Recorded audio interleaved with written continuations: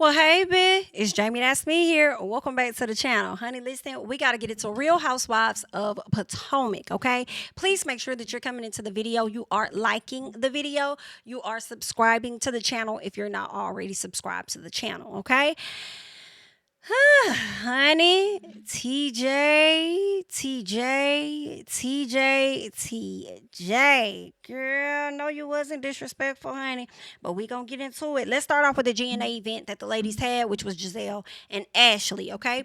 So it looks like Gizelle invited everyone. Okay, but it seems like Karen decided to stay back. Y'all know she got a court hearing coming up, so she got a lot of stuff going on with her mentally. Okay, TJ shows up. Okay, TJ, and I think Jassy was one of the ladies that was not there, but TJ did show up. Okay, now Wendy gets to the event and she's confused because she's like, "What the hell is we doing? Like, what is really going on with the ladies at this time? Like, what kind of event do we have going? Like, 1 minute y'all modeling." The next minute, y'all got us out here working out.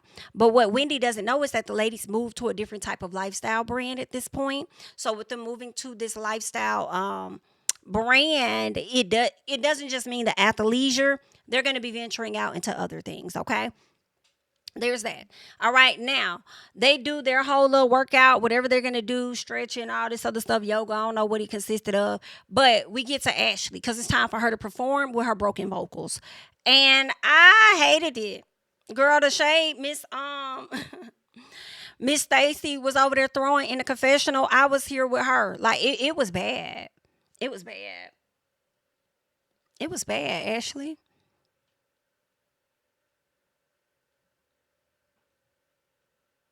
Oh, just girl. Anyway, it is just terrible. Anyway, so Mia sits the girls down to tell them that Gordon is in mania mode.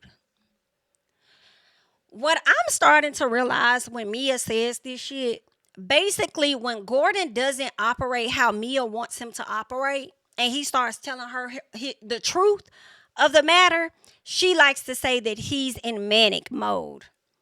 But how she talks about it, though, she talks about it as if it's like he's I don't know, like it just sounds worse than what it really is. When Gordon was standing in there talking to Mia and Ink, I didn't think he was in manic mode. I felt like he was telling you motherfuckers how he felt. Period. Okay, I didn't really think he was yelling and screaming and stuff like that. If anything, I felt like Ink got loud with him. So one thing Miss Mia knows how to do is try to shape and change a narrative. But the one thing the audience knows how to do is see through her whole shit. Okay? Now, she says Gordon and Ink got into it. Tells the lady about Gordon calling Ink an adulterer or whatever, or calling her one, and basically letting him know about her having that abortion. She had an abortion, and she felt the way about it. Like, how dare you tell my business, okay, to Ink, all right? Gizelle is not really feeling it. And I'm with Gizelle a bit. Like, I'm just not really here. It's like you tried to make sure that you beat him to the punch before he could say anything. You wanted to hurry up and get to the group or something. So go ahead and shape the narrative of some stuff. Like, I guess. So Mia says Ink told her that if he's a trigger for Gordon, then he'll remove himself. I don't know why anybody believed what Mia said, because I wasn't believing it when she said it. Because if he would have removed himself, he would have removed himself a long damn time ago. Okay? Gizelle says she believes Ink is there for the ride, and him falling back doesn't mean he's going anywhere. When Gizelle says that, I feel like it was a two-part. Like, yeah, consoling Mia to say, girl, I don't mean he going somewhere. He just going to fall back for the moment. But at the same time, I feel like Gizelle was also saying he's here for the ride, because as long as you're on this show, he could get the clout that he wants to get. So even if he do fall back, he ain't going no damn well. Okay? He ain't going no well. Because he wants to get in on a piece of that popularity you got. So Gizelle says Karen was supposed to be there, but has too much going on, and she wants to do a prayer for Karen. So she decides to get into her first lady bag and pray for Miss Karen, honey. I said, not you trying to go back and get into your inner first lady. Okay, girl. So it's time for Karen's court hearing. So she's going off the court while the other ladies are linking up for lunch. Okay, Kiana does have a message for the ladies from Karen. All right. We learned that the hearing was postponed. All right. And they will be doing court in September. Now, back in this past September, I don't know what happened. I think it may have gotten pushed out yet again because Karen was trying to get certain evidence thrown out, from my understanding. Okay. Now, Karen's attorney says that they went to court and got what they wanted.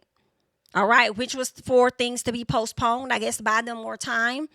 And what I hear, and I could be wrong, I'll let the attorneys and the people in the legal room correct me in the comments. I know y'all gonna do that anyway, because it's just how y'all is.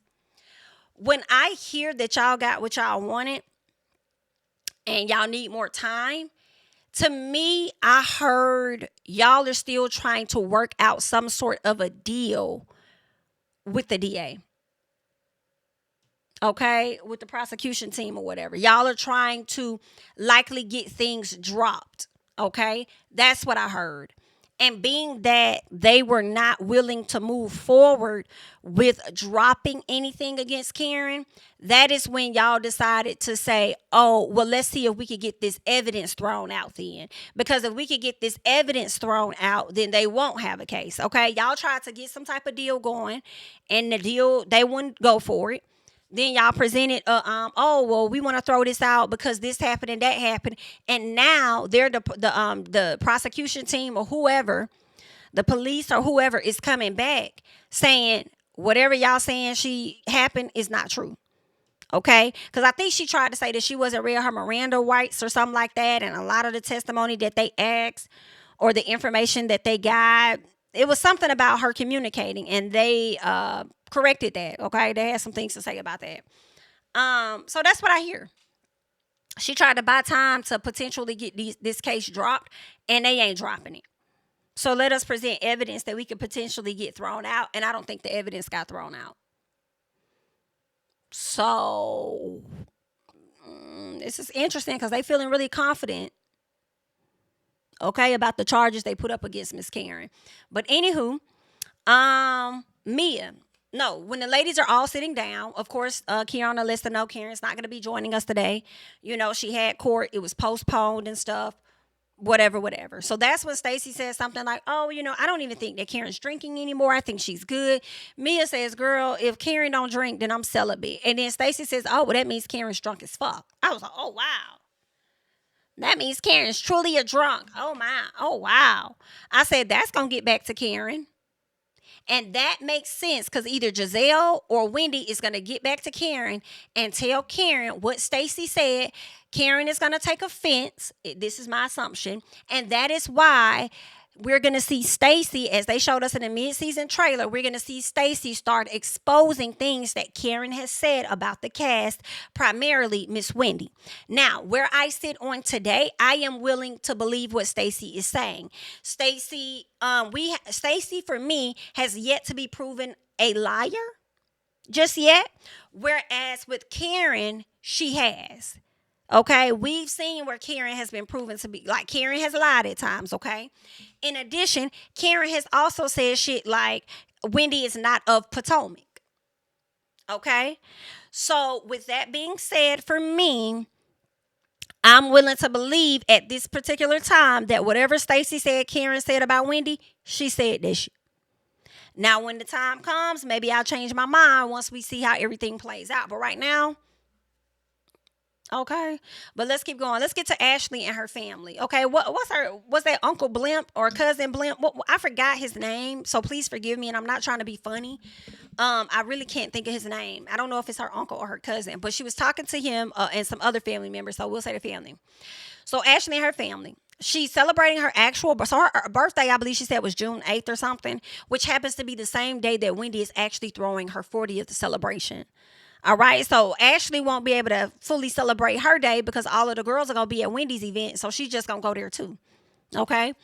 Now, her family inquires about the divorce, and she admits, finally, what we already knew, that she wasn't fully ready to go through with this divorce last year because it's really finalizing that they're done.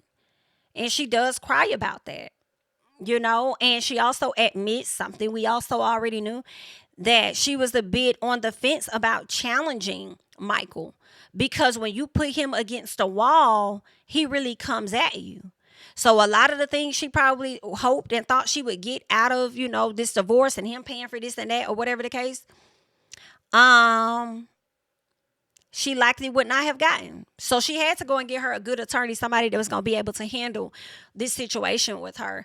But there were things that she just wasn't ready. She wasn't ready to deal with Michael's wrath, but then she also wasn't ready to really be completely done and no longer be Mrs. Darby as she once knew. Because I'm sure she's going to keep her name now, Ashley Darby. But yeah. So, of course, they talk more about her and Michael's relationship that I don't really care about, because this is stuff that y'all been telling her or stuff y'all could have told her a long damn time ago. So I didn't really care. When Ashley starts crying about her divorce finally being over, her Uncle Blimp or whatever his name was, he was over there smiling about it. Like, happy as hell. Like, girl, you gonna be all right. I know you sad, but bitch, this is a moment for us to rejoice, high key. Okay? Anywho, let's get to Mia. Pick Mia. So Mia is picking up ink from the airport, and Mia says that they were taking a pause, but they were never taking a pause. She couldn't even get her lie straight in the damn confessional. And I was wondering, how many days apart was it from when Mia told the girls he was going to take a pause versus the time that she picked him up from the airport? And at a later point in the episode, we learned that it was like, 24 hours, I believe? It was like 24 hours. You said one thing within 24 hours, and next thing you know, you picking his ass up and he's coming to an event or whatever. Like, girl, that's crazy. Anywho, what else happened? Let me go up. Okay, yeah, okay. So I wanted to also highlight, I felt like if Mia took her heels off, that her and Ink would be the same height, right? But she's a little taller than him, but it's not that much noticeable when they're both wearing like tennis shoes. But when she put her heels on, that's when it's really like, oh shit, So I was like, okay. They not the exact same height. She still is a tad bit taller, but it's not that noticeable. But anywho, Mia talks about the other day. She's been saying that Gordon is manic or whatever she says every time he tells her, in my opinion, how he really feels and when he's being honest. So she also goes on to say that, one minute he appears to be cool, the next minute he's upset, and that things changes based on how he feels. And I said, duh, you change your lives based on how you feel. So I feel like he's coping. He's coping with the fact of a few things. One, losing his company, everything being so public on this national scale of being on this television show, losing his wife to this man she been cheating on him with, and then on top of that, the man feeling as though his child belongs to him, feeling like Gordon's child belongs to him. So I feel like Gordon is coping, right? So I think he's trying to be normal, especially like he told y'all, when the kids are around, I'm gonna be cool. When the kids are not around, I'm not gonna be cordial with you motherfuckers. So don't ask me to. Okay? But while you're trying to make him out to be a problem because his feelings keep changing, I don't know. I don't see nothing wrong with his feelings changing. But I also don't feel sorry for him, because how you got her is how you was going to lose her. It is what it is. So they get to Wendy's party. And Mia's ready to talk about Gordon again before Karen and Gizelle walk up. And I was so glad. Like, you just ready. Like, you ready to tell this to anybody that's going to listen. Okay? All right, y'all. My camera kind of went out. Hopefully it doesn't go back out, but we'll go ahead and finish this review, okay? So, anywho, yeah, Mia was ready to talk to about Gordon to anybody that would listen until Gizelle and Karen walked up, and I was glad, okay? Jassy arrived to this event alone, so I don't know where her man was at, okay? Well, it was in June, so maybe he was at practice, I suppose. I ain't no telling, girl. Anywho. So, Giselle's ponytail and Ashley's wig need to give us a break. Because it's giving the same, like, I hate when Gizelle puts this wig. This particular ponytail, I hate it.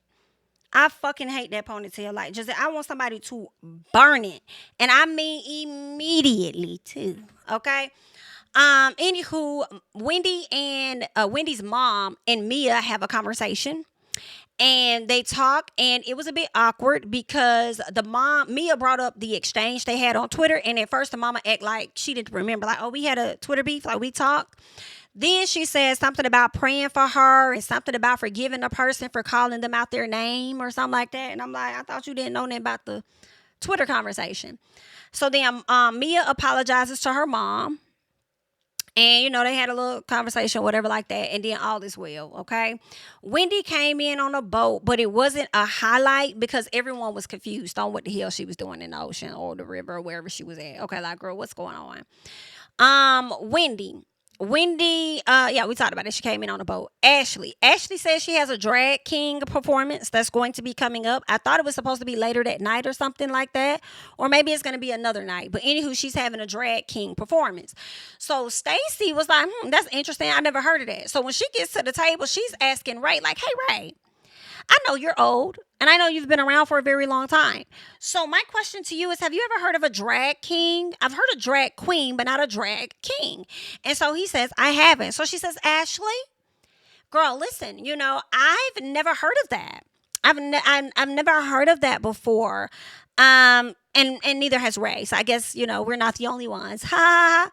So then Ashley says, and she says something in her confessional, but whatever it was, she says something to the effect of, Stacy needs flavor. Someone said, I know we can relate a lot because we're both married to, I think she said foreign white men or something like that, she said. But, girl, you need a little bit more flavor, And I'm like, Ashley, bitch, you have the audacity to tell somebody that they need more flavor because they didn't know what a drag king was? And she needs more flavor? And girl, the flavor she is getting, even if it's a little small piece, girl, it's TJ. The black man saying that's a little piece, even though he ain't that into her, but still. Okay, we about to see you sitting in the lap of another Caucasian because you keep trying to find your daddy in different people. But anywho, bitch, I said, not you to sat up here and told somebody about getting some more flavor, and you ain't even got flavor nor rhythm. Okay? Miss Helen and Octavia, Helen, today I finally say I'm Helen. I don't got time, bitch, with your off key. Your vocals need flavor. Okay? And lubrication. And not in the way that you think. Anywho, so TJ comes to the table, right? And Stacy's like, hey, you. And he was like, oh, now you're looking for me. Now you're looking for me. Okay? And she was like, I was looking for you. He was like, I was standing over there. I saw you going around to everybody but me. Nick, don't piss us off. Because she's doing what she's supposed to be doing at an event, which is mixing and fucking mingling. Okay? You're doing a little too much. So TJ tells her she needs to get it together. Oh, TJ, you one and done. You're not gonna make it to next season. You one and done. Then he asked her, like, he was like, what's wrong with you? Get your hands off me. Oh, wow. You can get your hands off me. Ooh, baby, let me tell you, TJ couldn't talk to me like that, baby. Come and tell you. When I tell you I won't have shit else for him for the rest of that night, I ain't got nothing for you, Bookie Butt. I ain't got nothing for you. Nothing at all. What this man told her, TJ tells her, get it together. Ask her what's wrong with you and you can get your hands off me. Ooh, baby. Well, let me act like your ass ain't here. Stacy, don't let that man disrespect you. Don't let him lay that groundwork for that. Especially if he ain't even that into you like that. And then got the audacity to be mad because you ain't that into him that day because you mixing and mingling with other folks. Oh, no, ma'am. So Ashley, I said, is killing me with her commentary as if Michael wasn't a child himself. As if Michael wasn't your child. Talking about Stacy has a child already. She doesn't need another one. BITCH, Michael was your child before you had children. I can't, like, Ashley, don't do that. Don't do that. I don't know why they keep going back to Ashley getting her thoughts. I guess because she was married to a white man or something like that. She going through a divorce or something. And we need Ashley's commentary so much on Stacy. But Ashley can't read nobody. Like, don't do that. Okay? And I also want to say this. I feel like, yeah, Ashley, you got a lot to say in this confessional. But I do feel like if Stacy was sitting next to a white man and that man told her you need to get it together, and then that man said, what's wrong with you? And then turned around and said, get your hands off me. I feel like Ashley endured so much fucking disrespect from Michael that she would have saw absolutely nothing wrong in that moment. Okay? And I mean, you should see something wrong in that moment. But I feel like if the man was a different hue, Ashley wouldn't have said shit. In all honesty.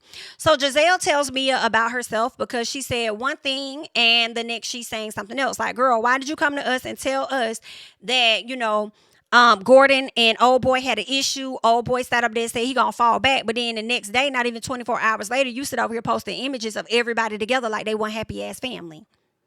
So then Mia says she said before G&A, Gordon and Ink went at it.